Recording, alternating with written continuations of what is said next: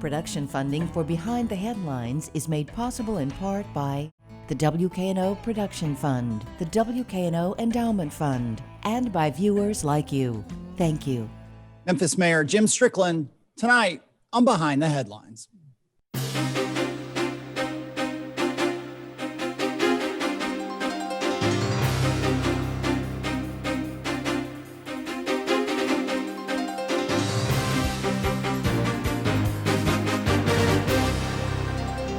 I'm Eric Barnes with the Daily Memphian. Thanks for joining us as we continue to do the show remotely. We are joined today by Memphis Mayor Jim Strickland. Mr. Mayor, thanks for being here. Very good. Thanks for having me. Along with Bill Dries, reporter with the Daily Memphian. I was looking at my notes and it seems insane, but it's been April since we had you on, we think. But time is kind of a blur. At that time, I think cases were rising. We were talking about shutdowns and where does the city and county and the whole area go next, let alone the nation. As we sit here today, it seems like there's a bit of an uptick, and there's certainly a lot of nervousness on, if not locally, but nationally in terms of where some states are going. Even if you look at Europe, which seemed to really have things in hand, it is spiking in Europe. Are you worried that we're going to see a spike here that could even trigger further shutdowns and steps back in terms of reopening the city? Yeah, I'm definitely concerned about the increase. In fact, at my Friday, I send out an email every Friday afternoon, and this past Friday, I devoted it to Dr. Manoj Jain to do a video. He's an infectious disease specialist who's been advising the city since this began in March to really kind of emphasize to people that it is still serious. I know everyone is tired of this. I'm tired of it. I'm sure y'all are tired of it. But we have to stay vigilant because we have many more months of this before a vaccine is widely distributed. So we have to, stay away from people, wear your mask 6 feet away, wash your hands. We have to do all those things. We can't relent on any of it. If we really want to keep this virus down and keep our economy open. I will make one note. There's been one, governance change since I was on the show. Sometime late spring, early summer, the governor Governor Lee entered an order basically giving the power in Shelby County to close and say what the protocols are for opening businesses and limiting businesses to the Shelby County Health Department. So the city of Memphis, even though we led on the effort back in March with our state safer at home order and that sort of thing, we no longer have that authority. So it's not that big a deal, but I just wanted to let people know. Let's stay with that.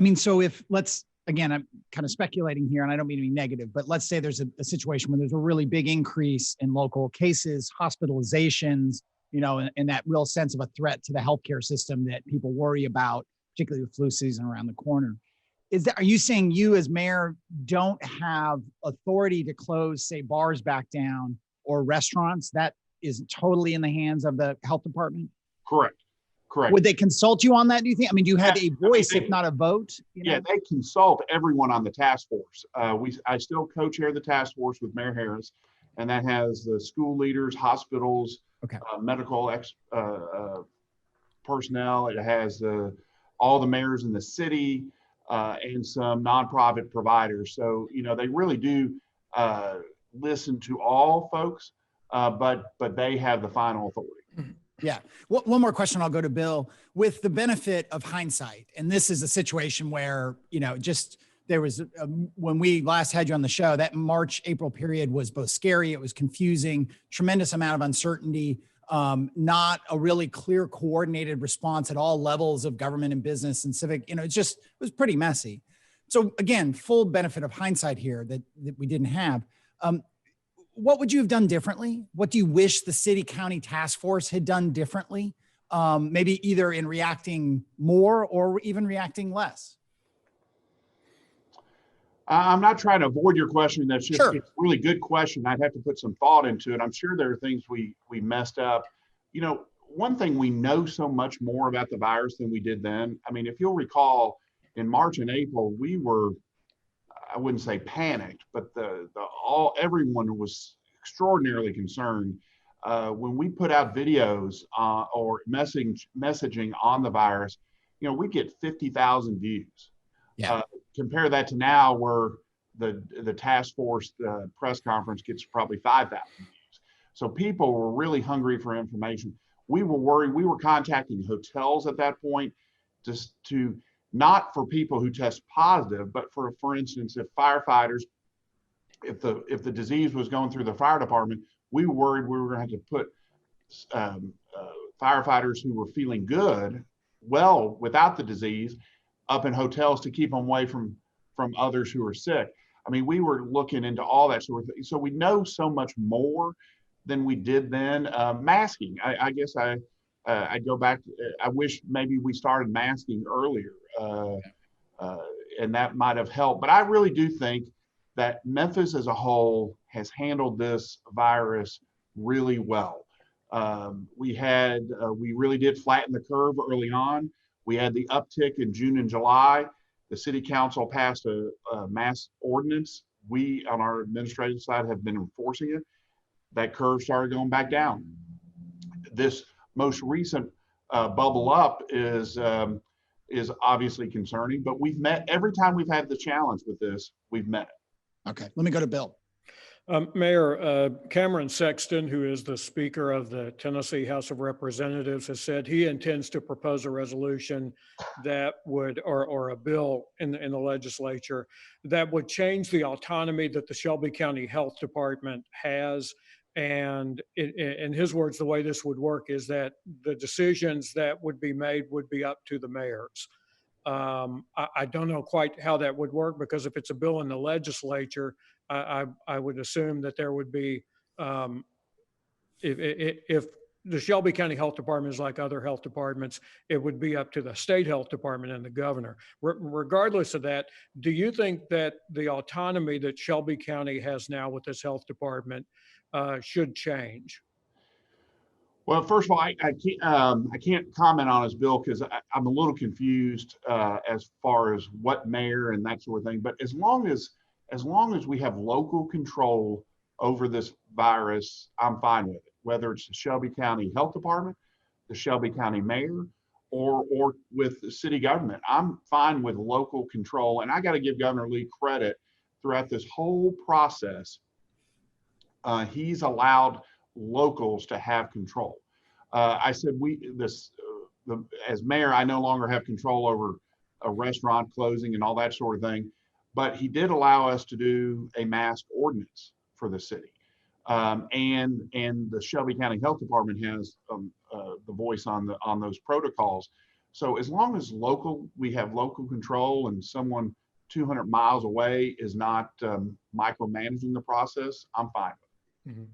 Early on, there was a lot of talk about having testing, not only for people who might have symptoms, but people who don't have symptoms. What's happened to that? Because a lot of people early on viewed that as really the key to this was regular testing. And now it looks like that's not going to happen. Well, I'm one of those people. I very much believe if resources were not limited, I would do what the White House does, and that's test everyone every day. Now, I would use the PCR test, the gold standard, which is the swab in the nose, but we don't have the resources to test everyone every single day. But as you know, we've put together at City Hall a program we've been working on since May to allow schools to have another tool for in-person learning. And that is regular asymptomatic testing. As you probably know, 40% or so of cases are transmitted by people who don't feel symptoms. That's a huge percent. So if you can test somebody and find out they're positive and get them out of school before they have a chance to spread it among their classmates, you can stop a real outbreak. So we've offered that program through the CARES Act money in partnership with the City Council. We're offering that to schools in Memphis. We probably have a dozen schools now, and the list is growing, of charter schools and private schools who are taking part in this program. We've offered it since May or June to Shelby County Schools. We're not, and they've decided not to take advantage of it, and that's their decision. I'm not criticizing that, but we can handle tens of thousands of students. Mhm. And we should point out that Shelby County Schools, at the earliest, would probably return to some version of in-person classes in January. And the CARES Act funding, as you well know, has to be used by the end of the calendar year. Yeah. I'd like to change topics and talk a bit about the Reimagine Police effort that you've launched. This is like the second part of police reform since the George Floyd incident. Where is that, and what should we expect of this second phase under Reimagining Policing? Sure, Bill. As you said, we're in different phases. Phase one was me listening to the protesters, and that actually still continues, and trying to implement some immediate changes, which we have. We've made significant policy changes with the police department. For instance, before this summer, if one police officer saw another police officer using excessive force, there was no duty to intervene. Now there is a duty to intervene. It is our policy, and that's a big change. Second phase is listening to the broader community. So we created a task force, a very diverse task force representing different segments of the city. And they're going through their first 45 days of setting community meetings with different parts of the community. They're probably halfway through that. At the end of that, they'll take 45 days to take all those ideas amongst the task force and decide what they'll recommend to me. So I'd say we're 25 to 30% through that process, and sometime around the first of the year, we should get their recommendations.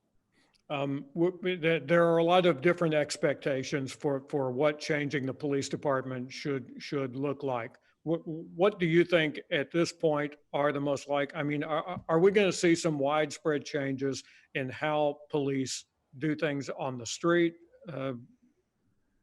Some idea. Yeah, and I say these ideas not trying to push the committee in a direction. I do want to say that. I told them that this is a very hands-off approach. I want them to do their own work, but I'm just giving you examples of what other cities are doing and what other cities are talking about. We have a full service police department, meaning over the years, we have added more and more responsibilities to the police department. We respond to every auto accident, some officer, PST or commissioned officer. We respond to mental consumer calls. We respond to domestic disputes, even when there's not violence involved. So the thought is, in general, and this is going around the country, that maybe commissioned police officers with a badge don't need to respond to every single mental consumer call. Maybe there's a way to get mental health professionals to do it. Now, we'll have to back up for a second. Our crisis intervention team, CIT, is really nationally renowned. And this was created 40 or so years ago. It's called the Memphis Model. It really works. These people are really well trained. So I don't want to say the system is broken now, but some thought is maybe mental health professionals should make those calls. Maybe counselors should be dispatched for marital or domestic disputes. Now, that's easily said. It's harder done because some of those situations turn violent, and you have to figure out a way that that those people who do respond to those calls are kept safe. I don't have all the answers to that. I'm just identifying the issues.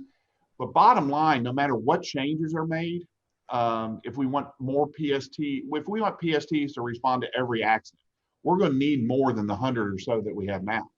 So bottom line, reimagining policing is going to cost more money, not less money. It's going to take more money to hire counselors or mental health professionals or more PSTs, because we already know we need more officers. Dr. Janikowski said we need 700 or 800 more officers. Now, if you have these other professionals respond to calls. Maybe we don't need 700 or 800 officers. We only need 300 to 500 new officers. But bottom line is we still need more officers. The PST is that those are the, what is it? Public police Service technician. and they're the folks in that respond. People see them at an accident, a kind of fender bender. That program went away. I believe you brought it back when you, in your first term, with the notion of, look, we don't need a full blown cop going to every single fender bender. We need somebody there in charge. When you look at the number of police, which has been an issue we've talked to you about since before you won your first term. And to be fair, police departments all around the country are struggling to hire police officers. There's an argument that the protests about police, again, this is a very political argument, but that has hurt hiring. Police feel under the gun. They feel like they're not as respected. I mean, it's a very difficult situation nationwide.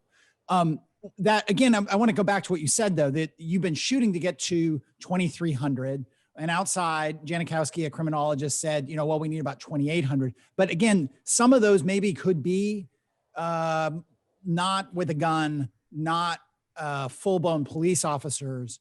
Do you think that one, just that's what you said, I want to clarify. And two, do you think it'd be easier to maybe hire those positions because they would be less, it wouldn't be as dangerous a position as a regular police officer?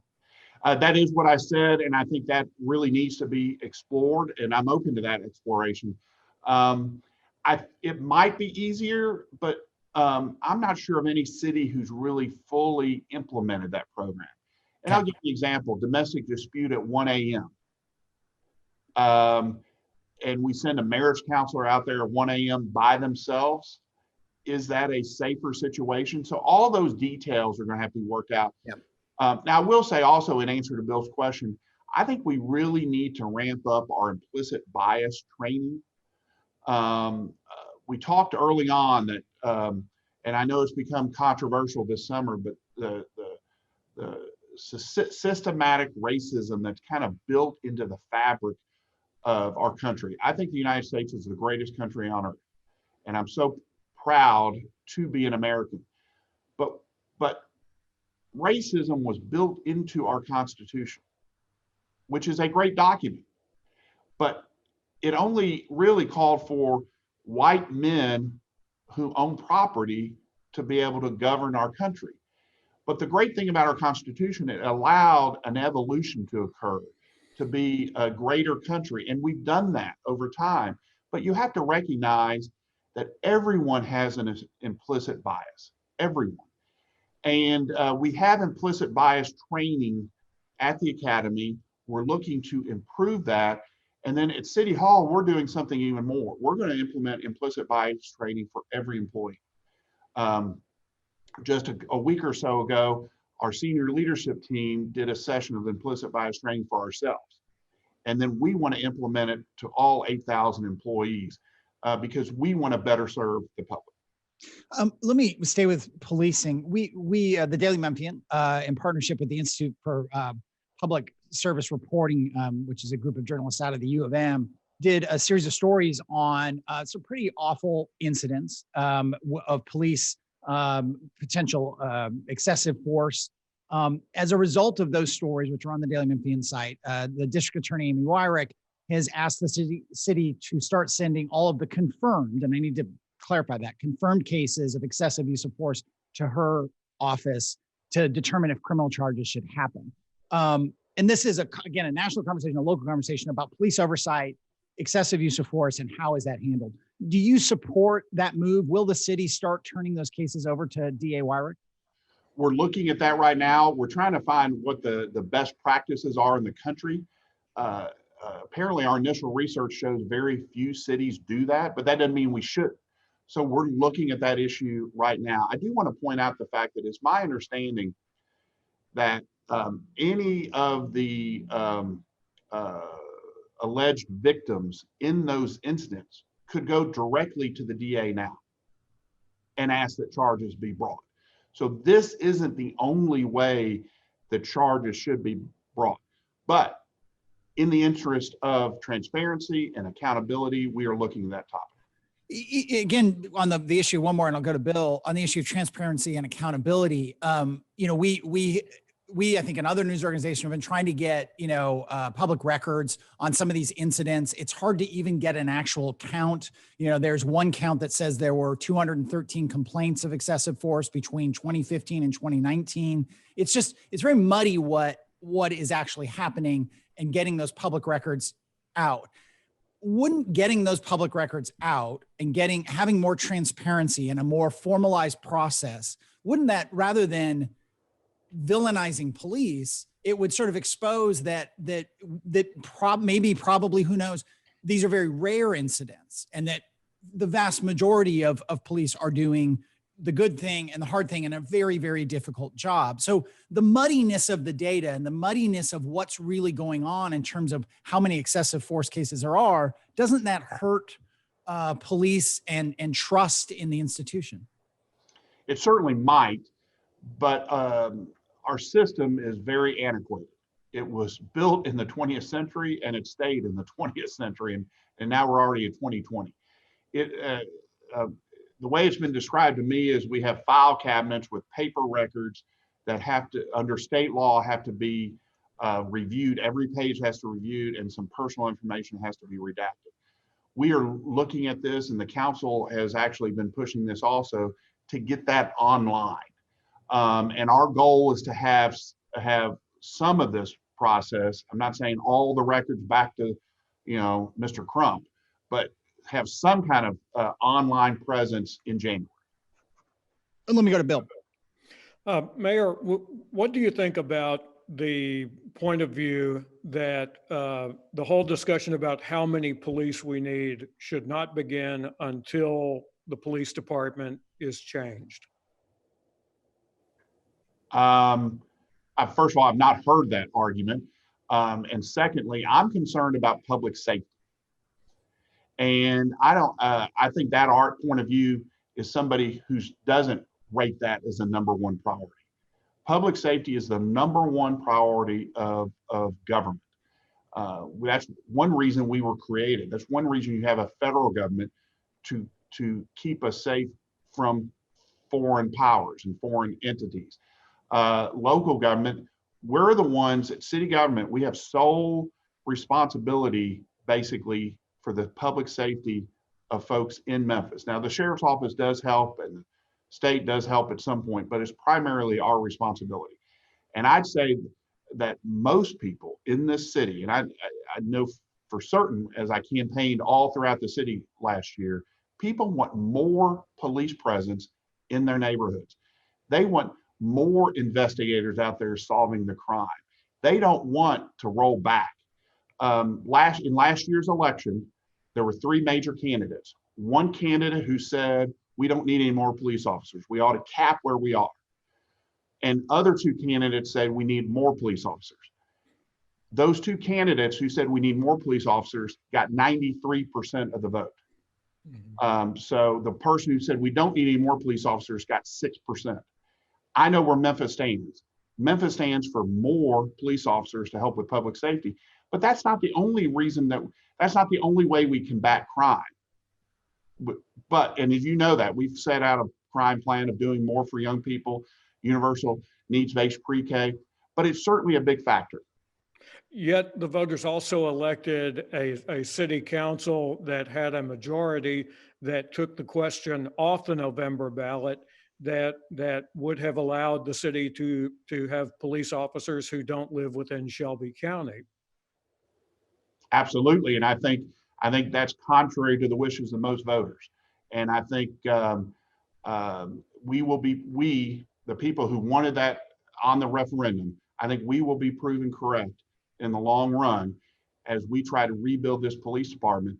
And I think that is going to be a hindrance to our efforts. It's not going to be a hindrance to the amount of effort that we put into recruiting and retaining officers, but I think it might be a hindrance in the result. And I think the public will be concerned about that. Do you get, all these reforms we're talking about police, that against the backdrop of an uptick in crime, locally and nationally. There's been more crime through this COVID in most American cities. Is the police union on board with these reforms, or are they an impediment to these reforms? Well, first, let me say that overall crime is going down. When you put property crime and all crime together, we've had 3 years in a row of crime. It's juvenile crime, violent juvenile crime is way up, which is probably the most disturbing number, right? Sorry. I totally agree with that. And murders have dramatically increased, and domestic violence has dramatically increased. And that's true across the country. I would say that the Memphis Police Association has been a good partner in these discussions. Early on, when I was meeting with leaders of the largest peaceful protest going on, we invited to one meeting Mike Williams and some of his leadership, and they came and we engaged in a really good discussion. And they are they also have a representative on this task force, the Reimagining Task Force that I said. There's a representative from the Police Association and the Sheriff's Association. So to date, I think they've been a productive part of these discussions, and I'm optimistic that we can get some consensus behind what steps need to be taken. I'm going to go just a minute over here and ask you one more question. With all the economic uncertainty, there was a huge economic hit. There's been a recession. We're in a recession of some sort and some depth, and it's all just a tremendous amount of economic uncertainty. It's early, and you got your budget done, the city budget done before this really kicked in. But are you worried about next year's budget? I mean, the things we're talking about with police and PSTs, and that's all very expensive. You've made brilliant at the basics back in the first term, but road paving and just basic stuff, all that's expensive. Are you worried about the city's finances going into next year? Yes, I was worried before the pandemic and before the recession. We just don't have a lot of growth. What growth that we've seen in the first 4 years, I talked about Memphis having momentum. What growth we were having didn't result in increased tax collections, in part because the state took away the Hall income tax, which is $15 million a year. So whatever increase we were getting in our yearly budget, they were taking away. And we see things eating at this.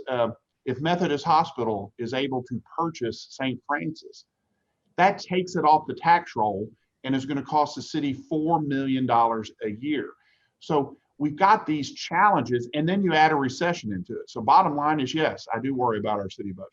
All right. Well, we will get you back sooner than 6 months, I hope, to talk about those and other issues. Hopefully we're ahead of this COVID thing by the next time you're on. But that is all the time we have this week. Remember, you can watch past episodes or the full episodes on WKNO.org, or you can get the full podcast of the show on the Daily Memphian site or wherever you get your podcasts. We'll see you next week.